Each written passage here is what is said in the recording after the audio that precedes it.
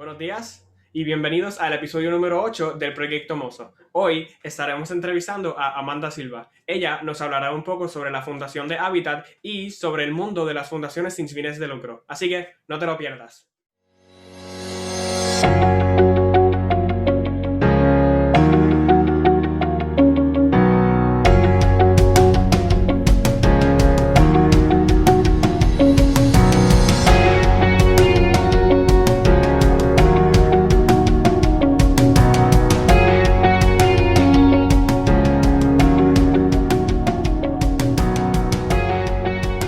Hoy estamos aquí con Amanda Silva. Bienvenida, Amanda Silva.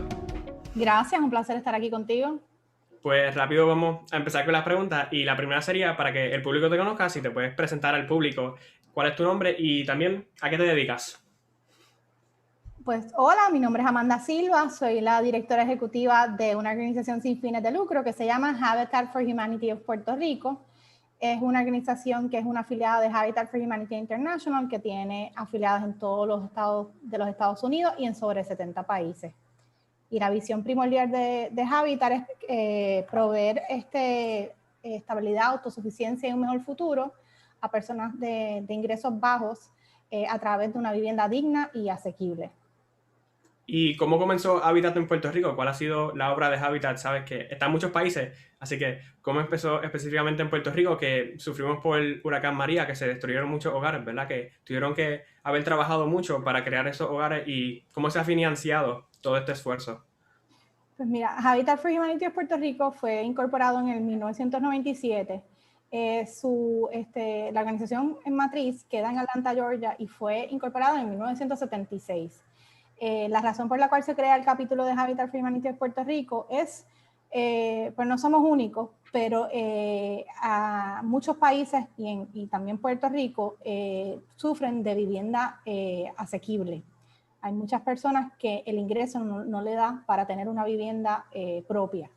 Y eso es un derecho universal a la cual todos debemos tener. Y eso es lo que buscaba el grupo de ciudadanos que en el 1997, a través del mecanismo de la plataforma de Habitat for Humanity, creó la afiliada en Puerto Rico con ese norte. ¿Y cómo funciona el proceso de construir estos hogares, ¿verdad? ¿Cómo se escoge el lugar donde se van a construir los hogares? También el tiempo, ¿verdad? Que los hogares a veces se toman años de construir y el costo de hacer estos hogares. Pues muy buena pregunta y ha sido una evolución, y como las personas que trabajan en sin fines de lucro entenderán, pues trabajan los costos y lo que es asociado con crear y mantener una sin fines de lucro no es fácil, especialmente a lo que nosotros nos dedicamos, que es la construcción y rehabilitación de vivienda. En Puerto Rico es bien costoso porque nosotros tenemos que seguir las regulaciones federales de códigos de construcción, etcétera, para poder pues, proveerle una estructura hecha correctamente a esa familia. Así que Habitat for Humanity lo que hace es que ha evolucionado en términos de, para los primeros pasos que hizo, es en lo que tenía algo para demostrar, es que tuvimos muchos aliados corporativos e individuos que nos donaron terrenos o estructuras a las cuales rehabilitamos o construimos, y ahí entonces podemos empezar la cadencia de no solamente tener ese mecanismo de donativo, sino que poder tener capital para poder adquirir otros terrenos o edificios o estructuras de viviendas que podamos rehabilitar. Y adicionalmente, ¿cómo se escogen las personas que le van a estar entregando los hogares? Pues mira, Habitat for Humanity tiene un proceso de selección de familia bien exhaustivo porque es bien importante esa determinación. Para Habitat se mira esa tarea y la relación como una colaboración con el individuo que va a recibir la vivienda, porque hay tres componentes de nuestro programa. Es que le ofrecemos una hipoteca de 30 años sin interés, que tiene el propósito para darle a que esa aportación que hace el individuo vaya a un fondo rotativo que podamos ayudar a otras familias, pero también crea el sentido de empoderamiento en esa persona, donde sabe que no es una limosna, que ellos están aportando hacia algo que ellos están construyendo. El otro componente que es requisito de la selección de familia es que la familia o el individuo que es escogido se compromete a completar X cantidad de horas en la construcción y en rehabilitación de su casa.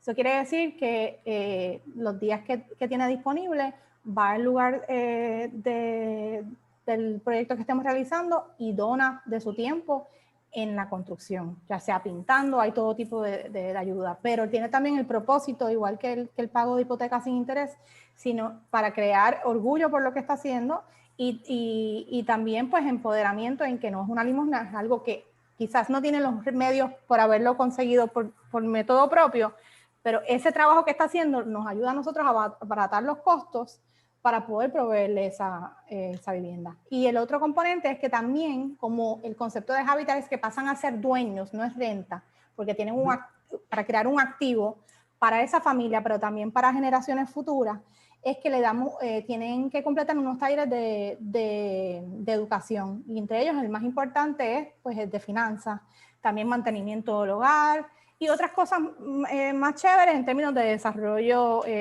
personal. Pero el interés de nosotros es que como esto es una colaboración, no queremos de momento darle una responsabilidad y no darle las herramientas a esa persona a poder mantener esa inversión que están haciendo ellos, como los individuos y corporaciones que a través de nosotros permiten esa ayuda a ese individuo o familia. Y volviendo un poco a ti, ¿cómo llegaste a Habitat, verdad? ¿Por qué te interesó en trabajar en una fundación sin fines de lucros como Habitat? ¿Y cómo te sientes cuando al finalmente le entregas las llaves a estas personas que son familias necesitadas, que necesitan estos hogares? Pues para mí siempre me levanto bien agradecida porque pues para mí tengo una oportunidad única donde en el trabajo que hago puedo, me siento que puedo aportar y traigo, y el equipo de trabajo traemos una solución a uno de los problemas. No es la solución a todo, pero por lo menos es algo tangible y eso tiene un valor tan importante porque a veces nos quedamos en la retórica de cuál es el problema, qué hacemos, lo demás. Esta oportunidad no va a solucionar todo, pero provee alguna alternativa.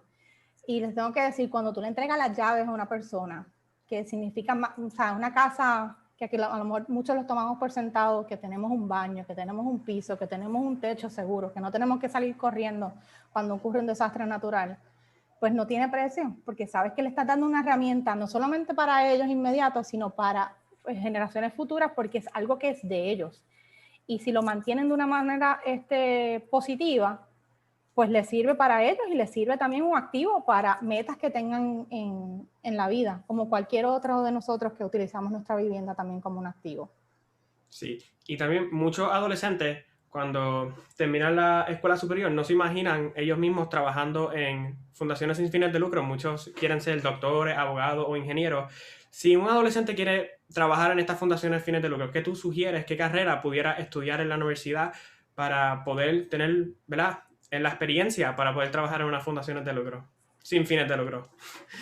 Pues mira, una cosa que yo le diría a una persona que está empezando, que se está graduando de cuarto año, que independientemente de que si quiere trabajar en una organización sin fines de lucro o no, lo más importante en ese bachillerato es que te tienes que nutrir de distintos temas.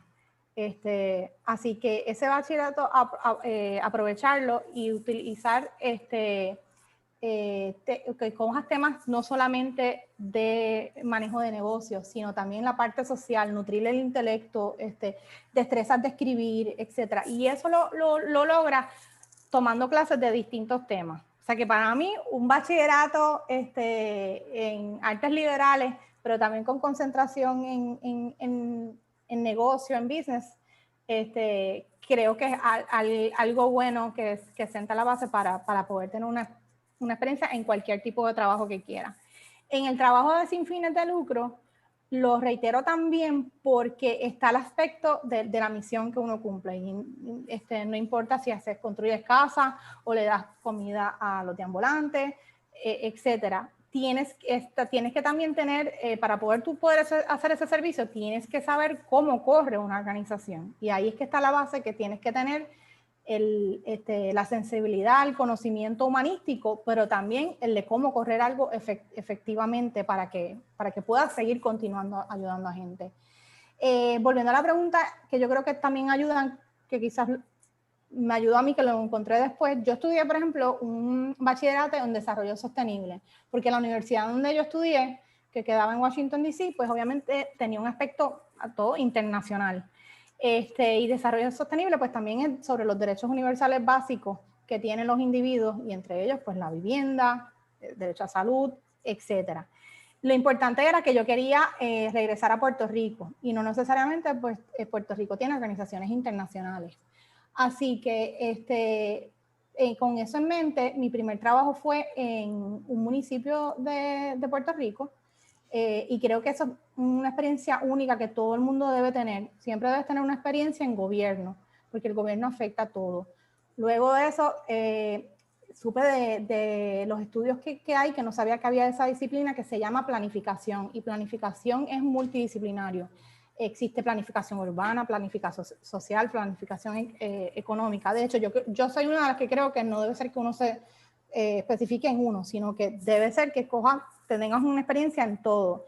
Y esa carrera creo que es buenísima también, y no se conoce mucho, porque siempre típicamente, y es lo que también te dicen, o te crees que los únicos trabajos que hay son derecho, medicina, ingeniería, y no hay nada malo con eso, pero hay muchas otras cosas en donde pueden ser atractivas para las personas y no saben que existe. Y lo otro que tengo que decir, que yo lo tenía porque sé que es importante para cualquier cosa, trabajo que tenga, es que estudié Derecho.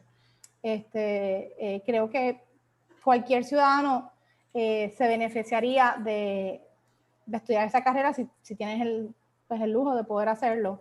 En el caso mío, yo estudié de noche, pero no, reconozco que no todo el mundo tiene esa habilidad, o sea, esa oportunidad, perdóname. Pero creo que es un complemento buenísimo para cualquier tipo de carrera que tengas, porque las leyes y los procedimientos rigen todo, así que te ayuda a tener una mente y un conocimiento más abierto. Y en cuanto a experiencia de trabajo, lo otro que te voy a decir es que trabajé la experiencia de gobierno. Luego, por ejemplo, trabajé en la empresa privada en banca, que nunca pensé que iba a trabajar, porque como estoy en money, pero resulta ser, para que tengan una idea, que los bancos tienen una ley que se llama reinversión comunitaria por issues de discrimen que hacían los bancos en los 1970, donde ahí podía aplicar y aportar a que esa empresa privada, a través de sus programas, pues ayudar a organizaciones sin fines de lucro. Y a través de eso, pues participé en juntas de directores de distintas organizaciones sin fines de lucro, y una de ellas fue Habitat for Humanity. Y ahí pues tuve la oportunidad que surgió la plaza de director ejecutivo, y para mí pues es un privilegio, porque lo que hace Habitat for Humanity, que es vivienda y ayuda social, pues complementa las tres cosas que a mí me apasionan, ¿verdad? Que es el desarrollo sostenible, la importancia en términos de planificación, pues la importancia de la vivienda y cómo desarrollamos esa vivienda, cómo está intercalada en cómo desarrollamos nuestras ciudades, y lo crucial que es ese diseño de las ciudades para que tengamos una mejor calidad de vida y que más personas tengan igual oportunidad de acceso a mejorar su calidad de vida. Y obviamente pues también pues la parte de derecho, pues en la parte que tienes que correr una organización, pues estás todo el tiempo, pues cómo pones las bases para que las cosas corran no solamente una vez, sino continúen y se queden ahí y siga la organización una vez uno está, porque lo que uno debe siempre, pienso yo, tener en mente es cómo tú creas algo que puedas dejar un legado que continúe, que uno es lo más dispensable en cualquier trabajo, y el momento que estás ahí, pues hacerlo bien, pero que quedes y dejes unos cimientos que pueda correr la organización. Y No sé si pues, te contesté la pregunta. sí, me contestaste. Y pues ahora vamos a mi segmento favorito de la entrevista, que es cuáles serían los 3 consejos de Amanda Silva para la juventud de ahora. No tiene que ser específicamente en movilidad social, pero los 3 consejos que les daría. 3 consejos que les daría. Tener interacción con la naturaleza. A mí nunca se me olvida una de mis primeras experiencias que me tomó por sorpresa, y entendí cuando estábamos trabajando unas actividades en el barrio Amelia, y ahí había un grupo, un sin fines de lucro, de unas monjitas, y estaban hablando cómo estaban llevando todos los años tenían un campamento donde llevan niños al campo. Y me tomó por sorpresa entender que hay personas que viven en una ciudad urbana y nunca han tenido la oportunidad de salir, ver las estrellas, tener esa oportunidad de esparcimiento y de introspección. Y creo que es parte de las situaciones que vivimos en términos de hacinamiento, etcétera. Si tuviésemos un tiempo para poder conectar, entender que somos una cosita así, no coger las cosas tan a pecho, que somos un speck dentro de todo este universo en el cual vivimos, no, te va a ayudar a entender, a no coger las cosas tan a pecho y a vivir la vida, pero a vivirla bien. Lo otro que diría es lo que estábamos hablando de los estudios. Para mí, mucho más, creo que el bachillerato debe ser algo que aproveches para tomar todo tipo de clases, todo tipo de... Después vas a poder enfocarte y a la medida en el trabajo vas a también tener las experiencias de lo que quieres, que se nutran de todo tipo de temas. Si tienen oportunidad de viajar, de conocer, hacer programas de otro lado, yo creo que es bien importante reconocer, valorar el lugar donde estamos, Puerto Rico y lo que tiene, pero hay que salir afuera para entender, especialmente como cuando uno es una isla, quizás uno no tiene también, hablando sobre el tema de la naturaleza, quizás uno no todo el mundo ha tenido la oportunidad de salir y ver e interactuar con todo tipo de personas, de todo tipo de razas, religiones, etcétera, y eso te ayuda a poder tener las herramientas para lidiar con personas y opiniones distintas, que nadie tiene la razón, es cuestión de entenderse. Así que esas serían mis recomendaciones, de no cogerse las cosas más a pecho, pero sí, cuando cuando vayan a hacer algo, que lo hagan bien, enfocados también. Y que lo hagan por sí solo. Cuando tú haces algo por ti mismo,